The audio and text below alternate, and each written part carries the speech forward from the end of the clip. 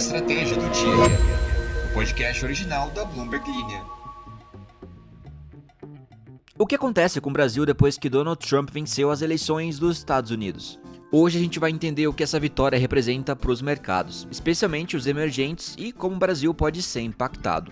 A análise que a gente vai conferir foi construída com base nas observações de Mansueto Almeida, economista-chefe do BTG Pactual, que falou em um evento na quarta-feira em São Paulo. E também vamos falar sobre o anúncio do Copom para a taxa Selic, assunto muito importante.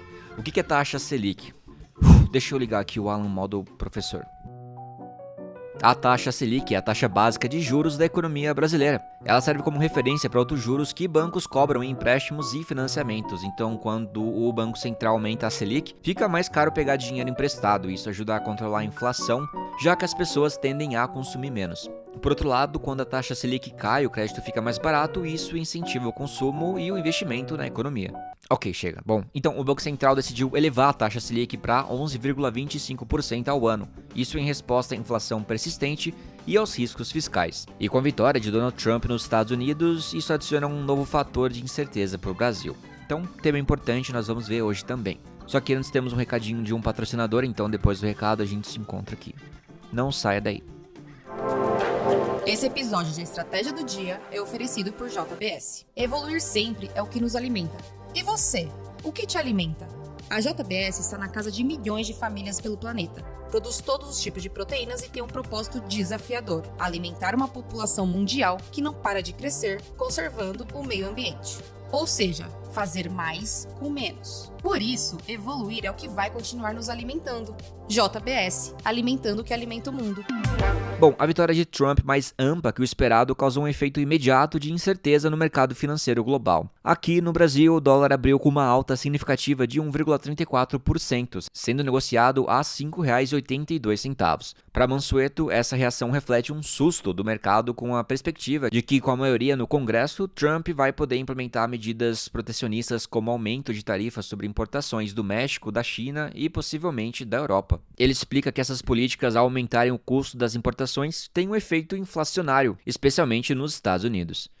Em um país como os Estados Unidos, com forte influência sobre a economia global, o aumento de inflação significa também juros mais altos. E é aí que os emergentes, incluindo o Brasil, sentem um impacto. Isso porque os juros mais altos nos Estados Unidos encarecem o dólar e desvalorizam as moedas de países emergentes, levando a uma saída de capital desses países.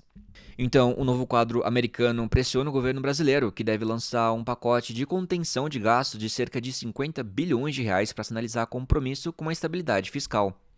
Mansueto destaca que a confiança do mercado nessa medida será essencial para reduzir a volatilidade local, pois sem ela, a incerteza com relação às ações de Trump poderia intensificar o impacto sobre o real e também aumentar o risco de uma alta nos juros brasileiros. Com as projeções da Selic subindo, Almeida vê a aprovação de medidas de controle de gastos como um fator-chave para que o Banco Central possa começar a cortar os juros em 2025. E como o Alan professor explicou no começo, isso pode ajudar a criar um cenário de retomada econômica, com a possibilidade da taxa Selic retornar a um dígito e melhorar a confiança no mercado interno.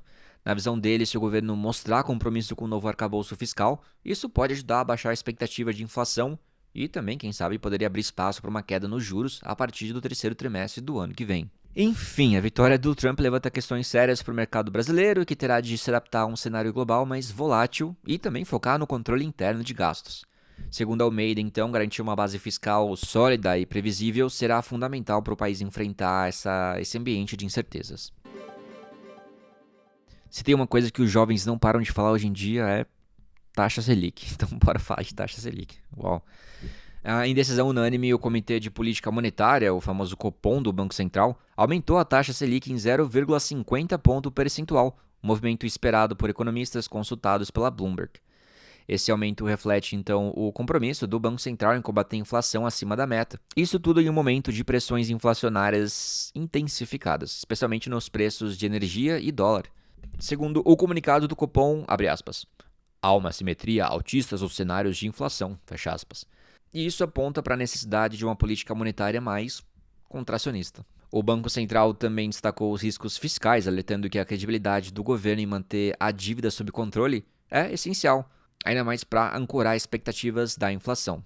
Ricardo Faria, da Legend Wealth, observou que o aumento na projeção de inflação para o segundo trimestre de 2026 sugere que o Copom talvez tenha de manter o aperto monetário por mais tempo, caso as despesas não sejam controladas.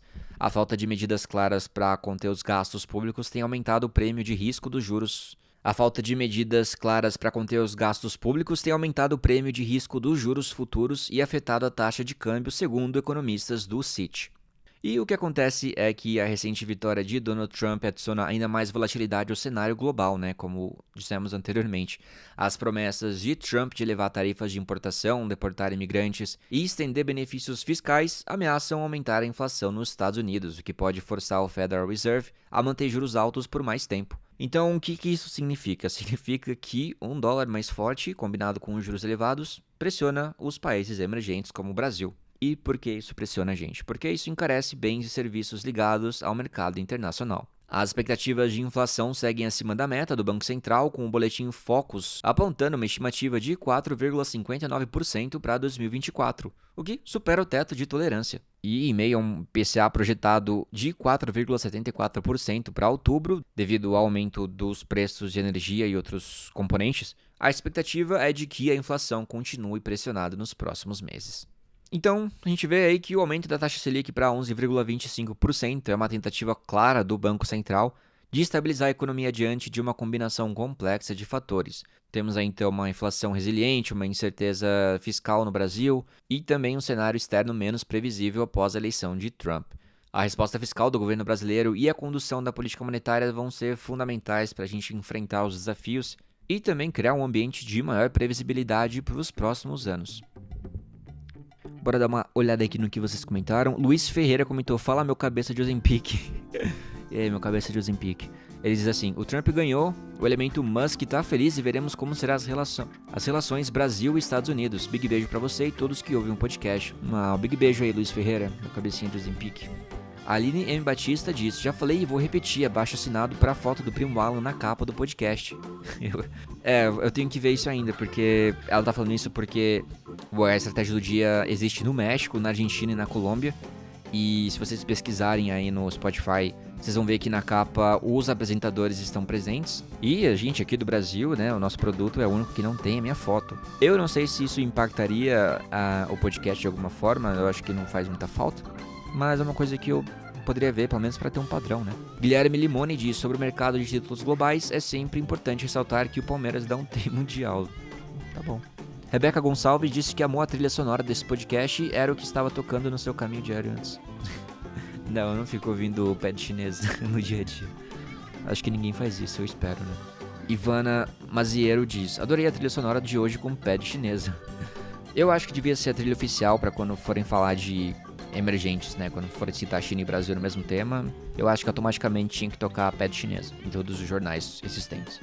Mas é só a minha opinião, Bom, vou ficando por aqui, muito obrigado pela audiência de vocês, até o próximo episódio e um big beijo. Um big beijo.